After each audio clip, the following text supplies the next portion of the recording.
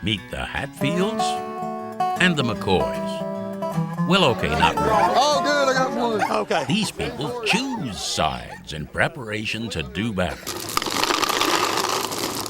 What it is paintball. The first game we're playing, capture the flag. One team goes in over here, one team over here. Go, go, go, go. When you start the game, you just take off and hit for the other end as quick as you can get there. And balls are flying everywhere, so I mean, it can get really crazy. Well, we started with 5 and 6 people getting together. You know, mostly it was the kids. They got paintball stuff for Christmas and birthday presents. And from there, it's graduated to the kids getting the adults to play. Safety is foremost with these folks. They all wear the appropriate protective gear, but still a direct hit can sting. So with kids versus adults, each has their own advantage. Because the adults can take a hit and the kids can run. They're faster. You're running through the woods, and the next thing you know, you're out of wind, and you have to find something to hide behind so you can lay there and catch your breath and just hope you don't pass out. If you don't keep everything tucked behind a tree, you're going to get hit. And when you're hit, you're out. It's a little bit of an adrenaline rush, and it's just a lot of fun.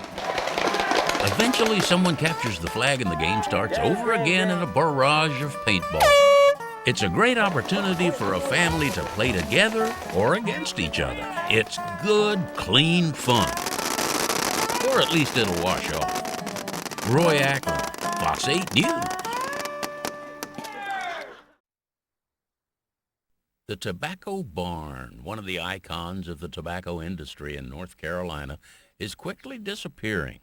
They were mostly made with logs, chinked with mud, and fired with wood and a brick flue. The tobacco arranged on sticks, which hung from the rafters. See, this was a handmade stick that somebody actually took a post and cut it. They probably got, I don't know, maybe what do you think, 8 or 10 sticks out of that? A lot. Bundles of the old sticks can still be found, and Gary Barrett has figured a way to put them back to work. I make all kinds of tobacco barns, little houses.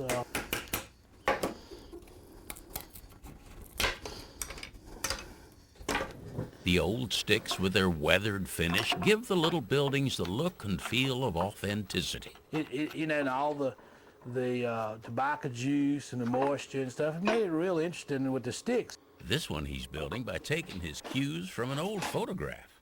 It's representative of structures that have dotted these hills for centuries. And the smallest details get his full attention.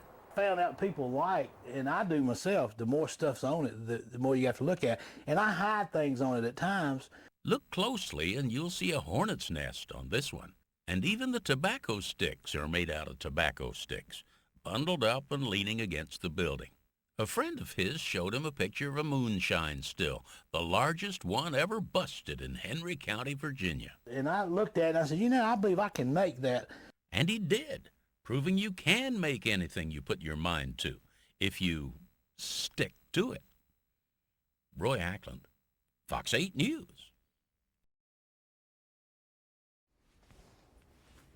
Artist Laurie Anderson has found expression in many art forms, but nowadays she works in clay, a hands-on medium with a therapeutic appeal. Oh, yeah, when you're throwing, you just forget about all the world around you. All your troubles go away. And also it being pretty physical takes away any aggression. Just sling some mud around. Her pots are known for brightly colored glazes and lots of leaves. And she loves to play in the whimsical world of face jugs. And have always been intrigued by them and just kind of want to do my own spin on them. I like to shape it in here like a human's face. Make an area for the eyes and down here an area for the mouth. The bad part is some of them resemble people I know, but I never tell them. I think if most of us just took a look, we'd see someone we know among these face jugs. Hey, wait a minute. Who was that handsome devil? She's got a theme here. She actually does have what she calls her little devils, and she also has her church ladies. She's surprised. With no two faces being alike, she does have a tendency to get attached to them, but not too attached. They're kind of like old friends. You like to see them, but you like them to go on their way. And I feel like when someone takes one home, they've found a home. But whether it's her decorative items or her face jugs, let's face it, they are cute. With that glazed look. Roy Ackland, Fox 8 News. The children's home in Winston-Salem has been located on a farm since 1909. To this day, they raise beef cattle there, under the supervision of Lee Wade and his dog Blue. Farming back in the early 1900s was a big thing. It was a necessity for this home for survival. To feed the kids. We had over 400 or 500 kids here. They no longer raise cattle for food, but every year they sell off the surplus to help pay the bills. We got 27 calves. That's a lot of beef. It wasn't long ago that they were losing several calves a year to, believe it or not, coyotes. They say coyotes in Winston-Salem? Yep, coyotes. And Lee had to figure out how to protect his herd against them. And guess what he came up with? Donkeys. And they don't like dogs or any kind of coyotes or anything like that. So what they'll do, they'll start prancing to get that dog or coyote behind them front feet. And once he gets him behind the front feet, it's all over. And his back feet go into town, and then they start picking them up with their mouth, and they got teeth. They had one donkey named Jack, and then through donations, they bought him a girlfriend, Becky. There's some hams, ain't they, ever been seen? And then there's Elvis. And one of the kids named him Elvis, because he goes, when he brays, he goes, uh-huh, uh-huh.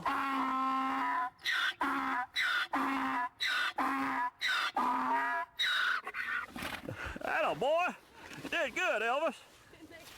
Didn't that sound like uh-huh? Jack and Becky might sing a chorus of "You Ain't Nothing But a Hound Dog" to old Blue there. Since the donkeys went on duty, Blue's taken a back seat. They haven't lost a single calf. Quite a change in the world of donkeys, from beast of burden to protector of the pasture. Roy Ackland, Fox 8 News. Don't get more than you can eat. Come on, guys. Probably nobody knows better than Michelle Pritchett how quickly rodents can multiply. Ow. Ow. She has a whole house full of them to take care of. It's a labor of love. And boy, is it a labor. Guinea pigs and gerbils and rats, oh my. But their numbers aren't increasing because they're breeding. No, we don't have any co-ed parties or keggers around here, so there's... They're increasing here because Michelle runs Rodent Rescue and Adoption of the Triad. I ended up taking one guinea pig after another guinea pig, then a rat came in, then another rat, and, I found them to be just wonderful little critters. Are you trying to kiss me? Believe it or not, these cute little guys have many endearing traits. But they're really interactive and very affectionate and very intelligent. Michelle has to be careful not to become too attached to most of these critters because she wants to adopt them out to good homes. But there are a few that have become her personal pets. This is Rebecca. She is a little over 4 years old, and she is a Berkshire brown rat. She's so sweet. Many of you may think a room full of rodents is unusual, but if you do, think again. The room's also full of cats. Conrad, look, it's Rebecca, your little rat friend. He's like, oh, geez, don't put her on me again. He's a very laid-back, happy, affectionate cat, and he enjoys the little guys, actually. In a friends, not food kind of way. And Michelle hopes her efforts to match adopters and adoptees will pay off.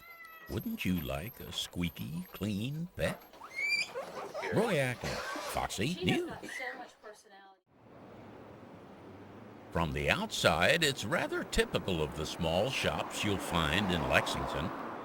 But on the inside, a business that's quite rare. This is what most of the cowboys use. Buddy Leonard is a saddle maker. 74, I started working on my own equipment because I couldn't afford to buy anything. I followed in Dad's footsteps. He just always had a love for it and taught himself how to do the leather work, and then he's teaching me how to do it too. Used to be every town had a saddle maker and probably a couple of shoe shops. Well, the Leonards decided to do them both. Wasn't quite enough in just the leather saddle business, so a guy wanted to sell the shoe shop out, so we just bought it out and put it all in one. The union was a natural since both businesses employ the same skills and tools. The perfect combination for both father and son. I love it. I love it. I like working with my hands, and all of this is hand related. While today most of their business comes from shoe repair, most of the items for sale in the shop they've made themselves. Belts and bridles and saddles. Oh, we make all of it. Yeah, we make the old time. This is your B Western type saddle here. This is more something that people that like the old Roy Rogers shows and things, they want to ride something that looks like the old B Western saddles. Neither the tools nor techniques of saddle making have changed much through the years, so it's a natural to be handed down through the generations, father to son, and now grandsons. Look straight? Yeah, look straight. Guaranteeing the good people of Lexington a saddle making and shoe repair shop for another generation. Roy Ackland, Fox 8 News. Well, you need to call roll every now and then. To say that Nancy Chavis has a lot of dolls would be an understatement. One lady told me, said, nobody got as many dolls as you got. No. The house is full of them. They're even piled on the chairs and sofas. That's what the company say when they come say I don't have anywhere for them to sit. But I keep that chair open and the couch too. She didn't intentionally start her doll collection. It just sort of happened. I bought some of them and my sister gave me this one. That's pretty. I like the colors on that. My cousin makes dolls. She lives in Hampton, Virginia. She made that one with the peach dress on. There's quite a variety. I got a lot of Cabbage Patch dolls. She's even got Mr. T. Shut up, fool! Some dolls are very lifelike. They even move and make sounds like the real thing. Oh, it fell down. Her favorite doll is Georgia Ruth. She's had her since she was a little girl. And how old do you think she is now? Oh, about maybe 63 or 64, something like that. And I think that's what's special about Nancy Chavis and her dolls. She might have grown up, but she never grew out of playing with them. Roy Ackland, Fox 8 News. Easy. I know. Come on. Dog lovers all seem to have their favorites. In the case of Mary Jean Milner, it's the Briard. They are just extremely stubborn and obnoxious, and I just love that. It's like having a teenager all the time. Yeah. And I just love that about them, that they're just very headstrong, and they're a full-time job just living with them because they are constantly trying to outsmart you. As you can imagine, a long-haired dog like this requires quite a bit of attention. Lots of brushing. They're all bathed once a week. All right, buddy, you want to take a tubby? Giving a big dog a bath can be hazardous. You get wet. With that big hank of hair hanging down in front, most folks wonder about their ability to see. But all Briard people laugh. We want a T-shirt that says, yes, they can see. But yeah, they can see, and they want to know if the ears are ponytails. Go, go, go, go, go! All this effort paid off because the house is full of trophies and ribbons. This is our bathroom. Her dogs have won so many ribbons that she literally papered the walls of her bathroom with them. Lots of blood, sweat, and tears in here. Working out in preparation for the next show is an ongoing task here. She says she wants everybody to have a good time, both her and the dogs. I sort of have a reputation in our breed. My guys are not real well behaved. So when I show up, they know the entertainment is showing up. This is the best part, though. But win or lose, in her eyes, the Briards will always be top dog. Attaboy. Roy Ackland, Fox 8 News. Boy. Most little boys play with their toy fire trucks and say when they grow up, they want to be a fireman. I still got my toys. Instead of pushing his fire truck around the floor and going, Joe Smith gets to drive the real thing. You see, he's had a career with the Greensboro Fire Department, and it all began when he was a youngster and came upon an accident involving his grandmother. There she was, and I'm talking about, I was the first one there. It happened just a second or two in front of me. Yeah. And I realized then, when I was in the car with her, that this is what I need to be doing.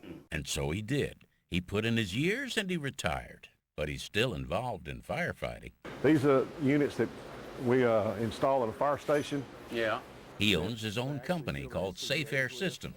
They service breathing equipment, air tanks, and sell the compressors necessary to recharge them. Having a fire-related business and having had a successful career in the field, as you can imagine, he's collected quite a bit of memorabilia. I'm not one to throw anything away. This is the fire department, 1926. Old photos, old firefighting equipment. I've actually jumped in both of these life nets. Yeah. Even real old fire trucks. I wanted you to hear this one running. It's an amazing collection, but one truck in particular is special to Joe. Yeah, this was my first truck. This is the truck I learned to drive. This is the truck I rode the back of first, and then when I got promoted, I was on it, and then I got to come to the front of it. He's driving it again now because he tracked it down to South Carolina and bought it back. There's nothing like a wintertime ride in an open-air truck. I feel like I was told the heat is for sissies. He'll never get cold with that warm feeling inside he gets from driving his favorite truck. Roy Ackland, Fox 8 News.